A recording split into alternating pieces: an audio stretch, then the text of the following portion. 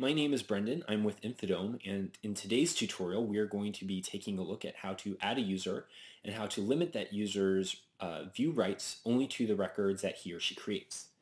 Here I am in sample database 1, the database that we'll be using for today's tutorial, and I am going to be working with, for this tutorial, our sales table. So I'm going to double click on the sales table to open it.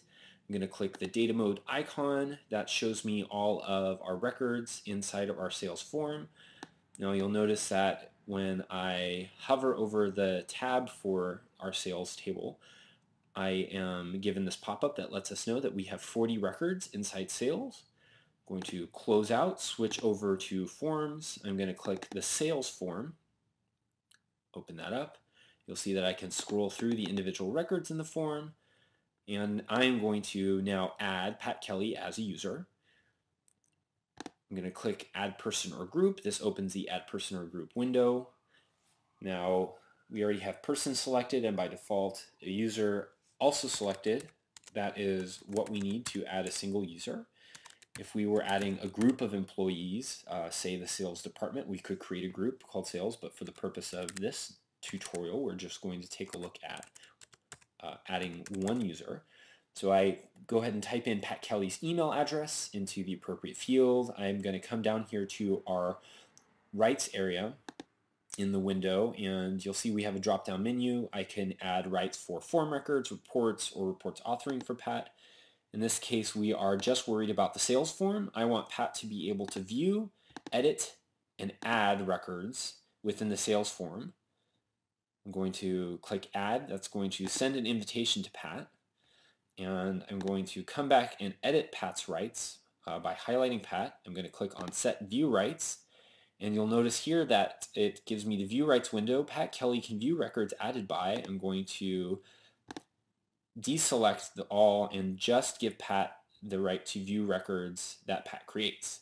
Click OK, click OK, and now if we go over to Pat's inbox, you'll notice that Pat has received an email with an invitation to use sample database 1. I already happen to have a login window for Pat open in the Safari browser, so I'm just going to quickly switch over there, log in as Pat.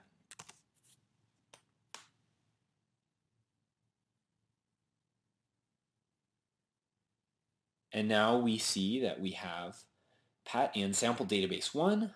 You'll notice that in the objects window, Pat only has forms or reports as options. Notice that we didn't give Pat any rights to any reports, so none are listed, nor are any of the icons below highlighted. But in forms, we have our sales form, and you'll notice that over here, none of the 40 records that are in our sales table are now displayed. Now let's go ahead and quickly add a record for Pat. And let's go ahead and switch back to our administrator account.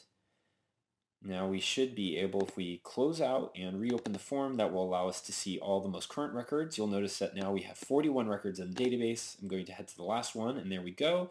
George Williams, $1 demo. There is our record. And we as the administrator have access to all.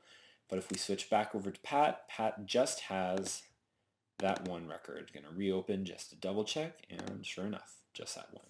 So that is how you add a user and limit that user just to the records that he or she creates.